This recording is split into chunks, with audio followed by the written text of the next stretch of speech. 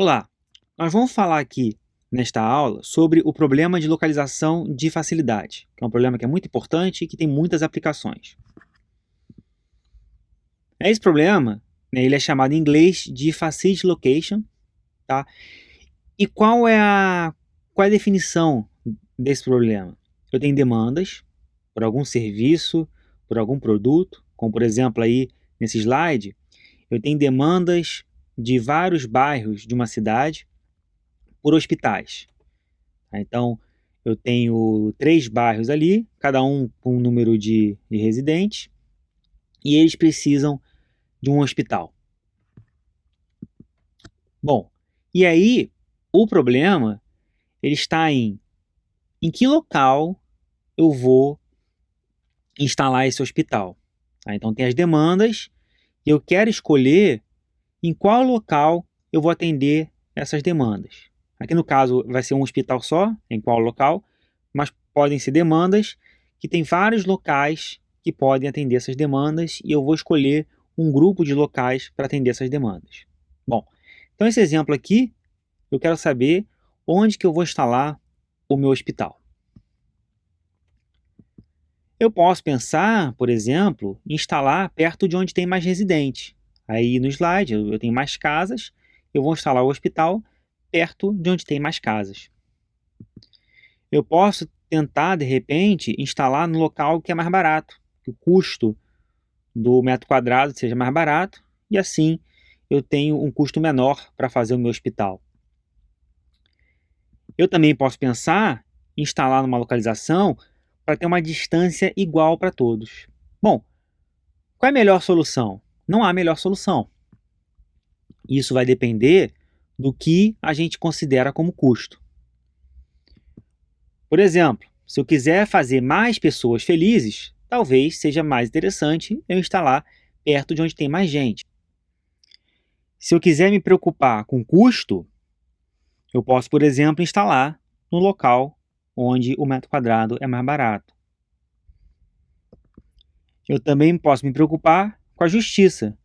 Vou tentar instalar no local que seja bom ou seja razoável para todo mundo, que é aquele caso de instalar a uma distância que é igual para todos.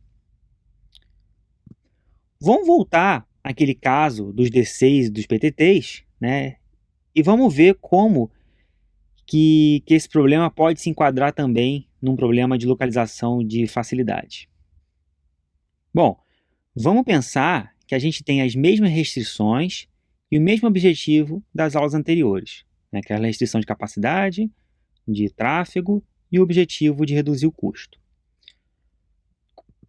Só que agora eu tenho um outro custo.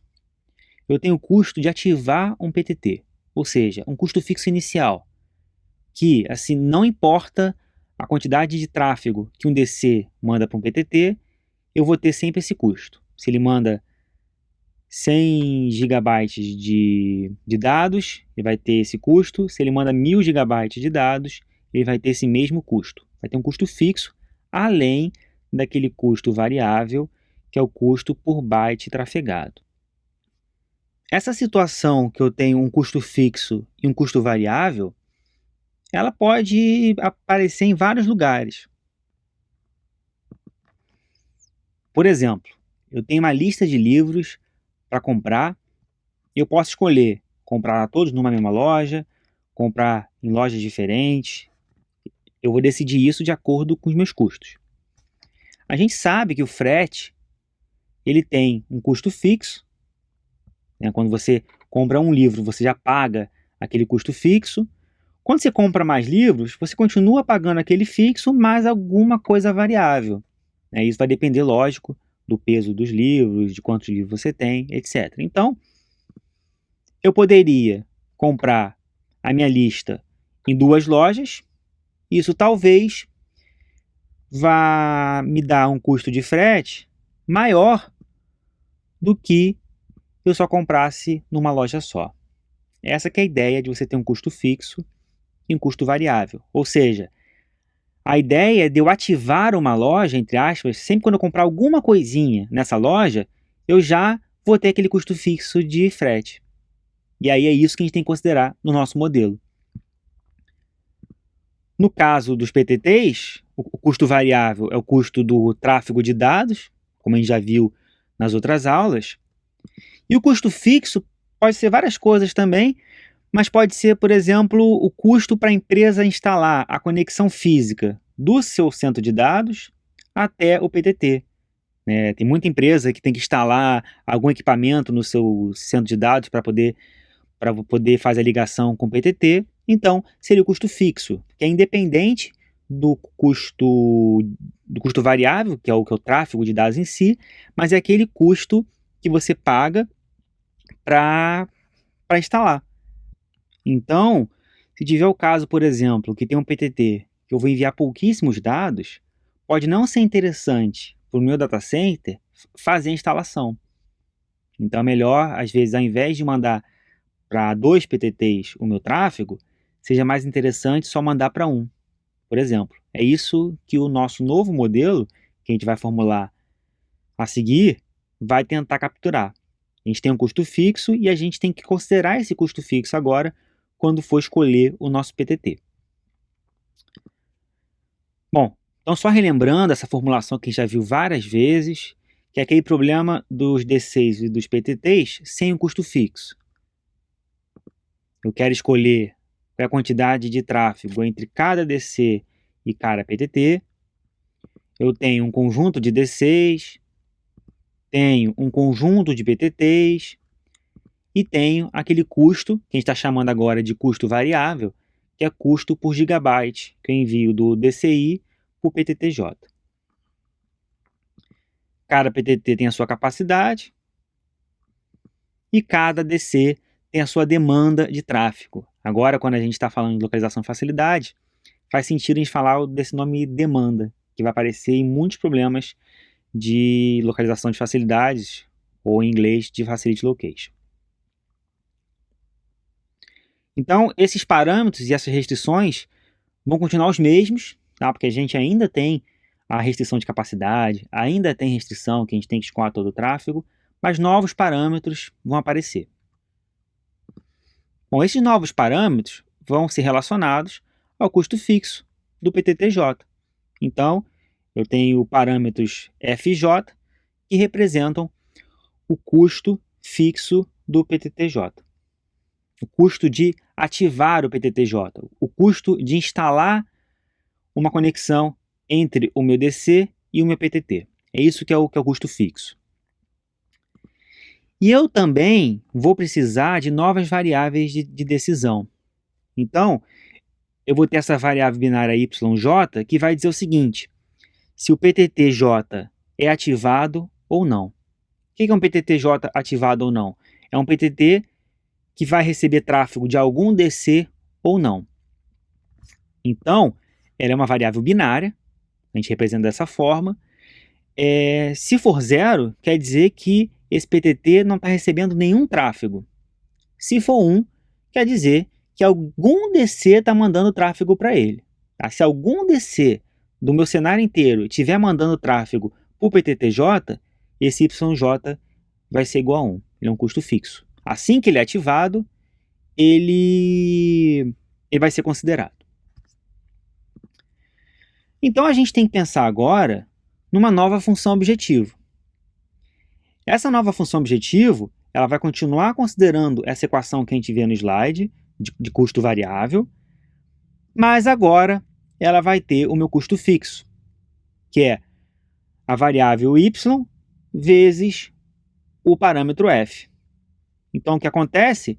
Se yj for igual a zero, o fj não entrará no custo. Ou seja, se o PTTJ não for participar do tráfego, então esse custo fixo dele não vai entrar na função objetivo. Então, assim, a nossa função objetivo agora tem esse termo a mais, que é representando o custo fixo. Agora, a pergunta é, como calcular esse YJ? Bom, primeiro, a gente tem que ter noção, já é meio óbvio, que YJ é função de x e j. Claro, né? Então, a gente tem o seguinte, YJ vai ser igual a 1 se a gente somar todo o tráfego que chega no PTTJ e esse tráfego for maior que 0. Então, a gente varia todos os D6 nesses X e J, soma para todos os D6 esse X e J com J fixo, que é o J do PTT. Se isso for maior que 0, quer dizer que o PTT está recebendo tráfego. Se o PTT estiver recebendo algum tráfego, esse YJ vai ser igual a 1. Se esse somatório for 0, isso quer dizer que o YJ tem que ser igual a 0. Então a ideia desse somatório é, eu vou fixar J, vou fixar o PTT, vou somar todos os D6. Se o tráfego for 0, YJ vai ser igual a 0. Se o tráfego for maior que 0, quer dizer que alguém está mandando alguma coisa para ele, quer dizer, entre aspas, que eu vou ativar aquele PTT. Isso quer dizer que o YJ é igual a 1. O que acontece é que essa formulação aí não é nem uma equação, nem uma inequação linear. Não é daquele tipo ax mais b menor ou igual a c. Porque tem esse se, se não aí. Né? Tem essa condição que eu não consigo fazer essa condição como uma restrição linear. Então, eu vou ter que converter, de alguma forma, essa formulação aí para uma restrição linear daquelas, para poder fazer o cálculo do YJ. Bom, a restrição que a gente vai usar está apresentada aí no slide. A gente vai ficar a maior parte agora do fim da aula explicando essa restrição, mas só para a gente ter uma noção, né, que essa restrição mostra que em programação linear a gente pode ter uma restrição que só calcula variáveis. Não necessariamente é uma restrição física de capacidade, de demanda. Essa restrição aí, ela só está servindo para eu calcular o meu y em função do x.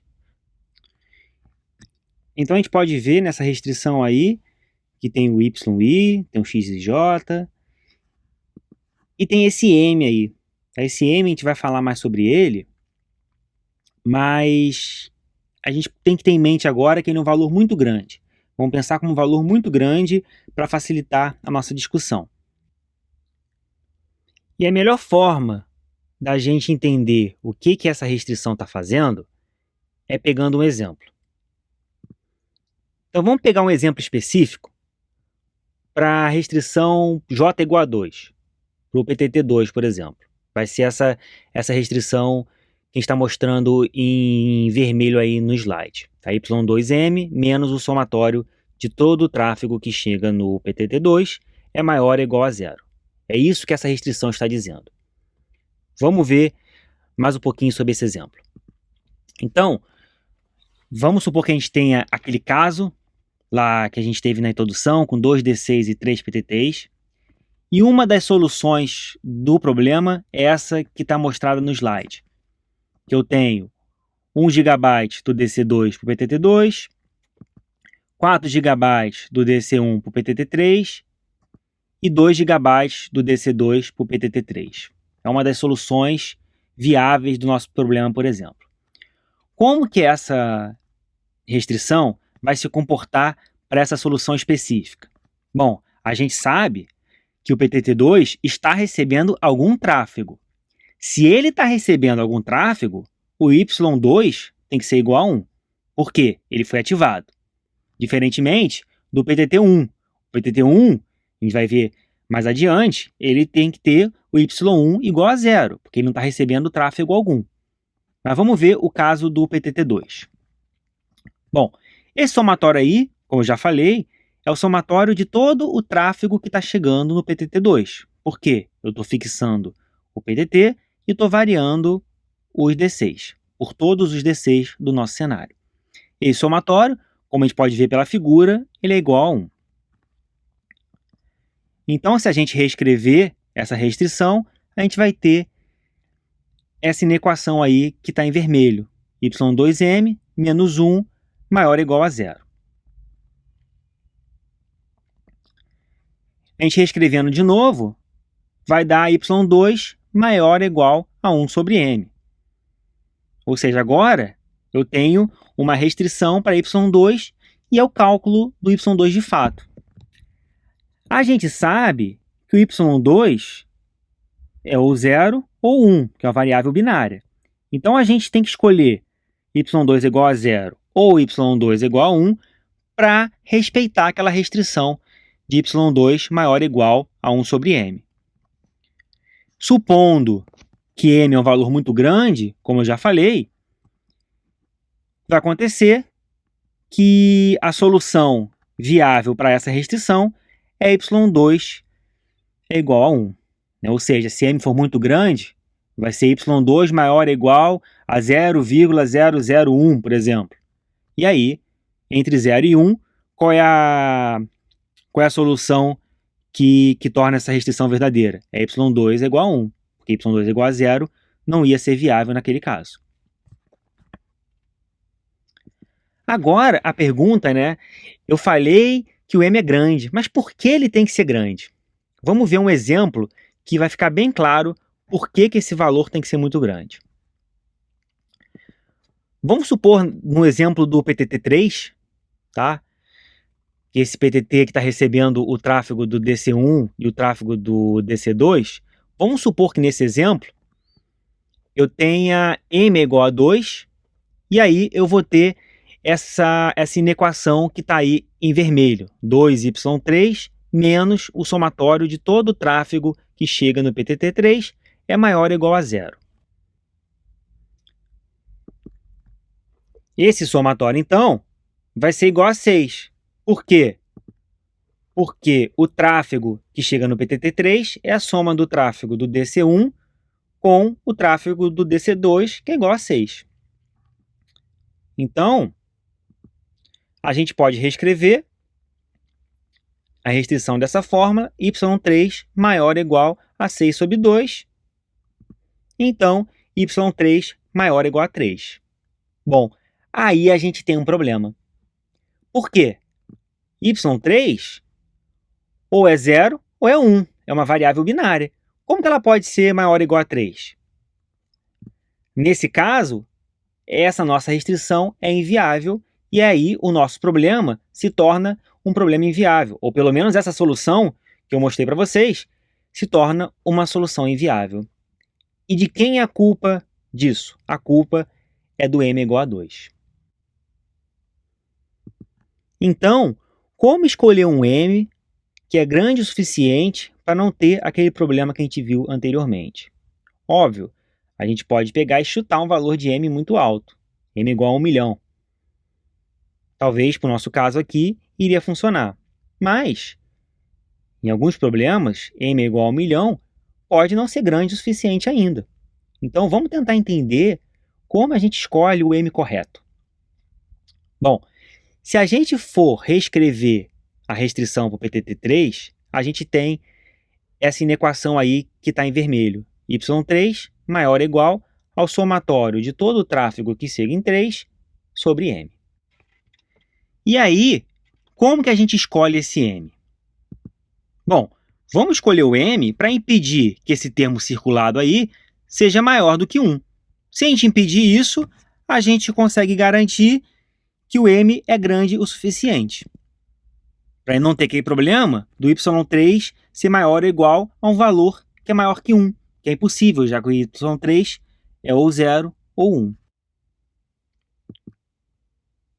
Bom, então se eu quiser que esse termo circulado aí nunca seja maior que 1, o meu denominador nunca pode ser menor que o meu numerador. Isso quer dizer que o m tem que ter o maior valor possível desse somatório aí. E qual é o maior valor possível desse somatório? Bom, se a gente for pensar que esse somatório está representando todo o tráfego que chega no PTT3, o maior valor possível desse somatório é o caso no qual todos os data centers só vão mandar para esse PTT. Nenhum outro PTT vai ser usado e todos os data centers vão escoar seu tráfego para o PTT3. Esse é claramente o maior valor possível desse somatório. Então, o m vai ser esse valor. Então, se a gente for representar matematicamente, o m vai ser igual ao somatório de todas as demandas.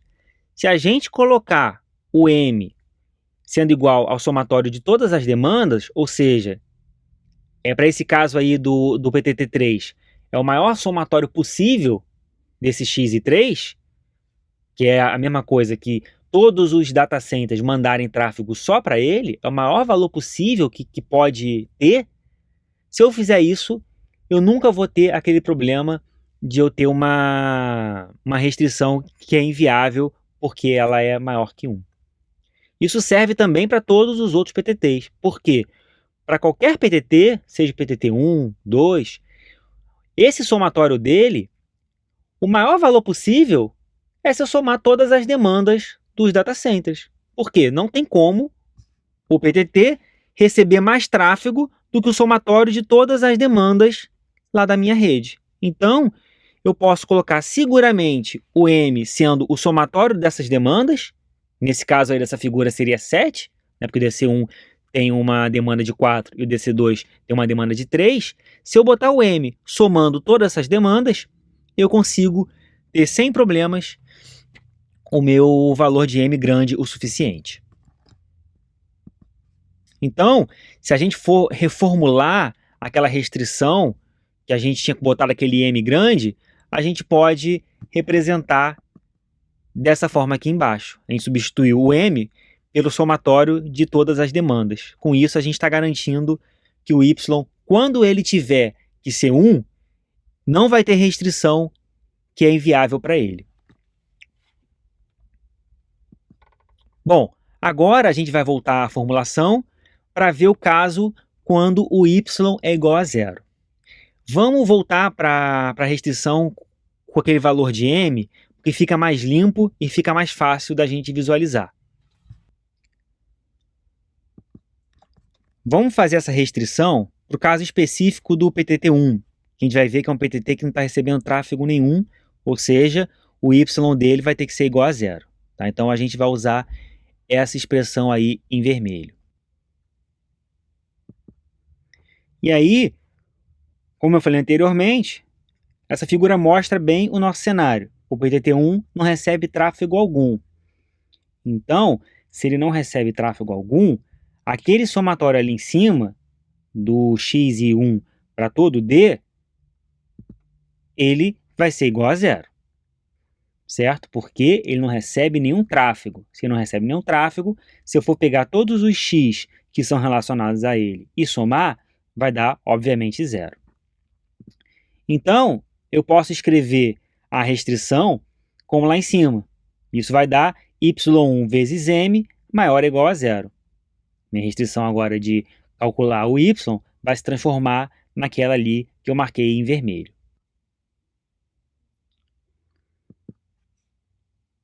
Agora, y1 vezes m maior ou igual a 0.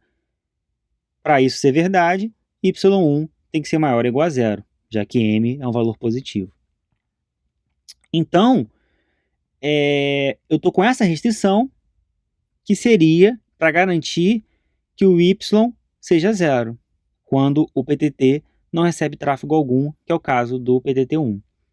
Só que y1 maior ou igual a 0, para satisfazer essa restrição, tanto faz o y ser 0 ou y ser 1. Ou seja, essa minha restrição não parece estar servindo para calcular o y, porque tanto faz 0 ou 1, e eu queria que o meu y fosse 0, porque o PTT não recebe tráfego algum. Realmente, sozinha, aquela restrição não vai garantir que o y seja 0. Mas a solução ótima do problema vai escolher esse y1 como 0. Por quê? Porque a função objetivo, que é minimizar o custo variável e o custo fixo, para essa função objetivo, faz sentido o y1 ser 0. Por quê? Nesse caso ali, como o f só vai aparecer no somatório se o y for 1, o que vai acontecer é que uma solução com y1 igual a 1 vai ter um custo maior do que uma solução com y1 é igual a 0. Então, se do ponto de vista das restrições tanto faz ser 0 ou ser 1, do ponto de vista do custo, não. Então, quando o método de otimização for solucionar esse problema, a solução final vai ter esse y1 é igual a 0, como a gente queria lá. E é por isso que o y1 vai ser 0. Bom, então com isso a gente conclui que aquela equação lá, que tinha o se e o se não, que não era uma equação descrita de forma linear, com uma restrição linear, a gente viu que a gente pode sim escrever aquela equação ali como uma restrição linear. E aí a gente pode, por exemplo, programar essa restrição lá no Pulp, porque agora é um problema de programação linear. Bom, da forma que eu apresentei essa última restrição para vocês, ficou parecendo mágica, né? Eu apresentei e depois me preocupei em explicar aquela restrição. O que acontece é que muitas vezes a gente tem algum problema e vai tentar arranjar uma equação linear para representar aquela nossa restrição, né? Isso só com a prática mesmo, só com vocês formulando bastante problemas de otimização, lendo bastante sobre os problemas, conhecendo bastante os problemas, que vocês vão começar a ter um repertório de possíveis equações para modelar possíveis restrições, possíveis problemas. Então, finalizando aqui, né, essa é a nossa formulação completa, já com os custos fixos. Então, em relação à formulação do problema anterior, que é aquele problema só com os custos variáveis, a gente agora tem um outro termo na função objetivo, que é o custo fixo. Tem uma outra restrição que calcula se o PTT foi ativado ou não. E tem lá o domínio do y, que agora é uma variável que é binária. A gente antes só tinha variáveis reais, agora a gente tem uma variável binária. Essa inclusão dessa variável binária faz o nosso problema ser um problema MILP, que é um problema de programação linear inteira mista. Por quê? Porque a gente tem tanto variáveis reais quanto variáveis inteiras. Nesse caso, é um caso particular de variáveis inteiras, que são variáveis binárias. Lá no Pulp, quando a gente tem uma variável binária, a gente pode botar esse LP binary e ele vai considerar a variável como binária.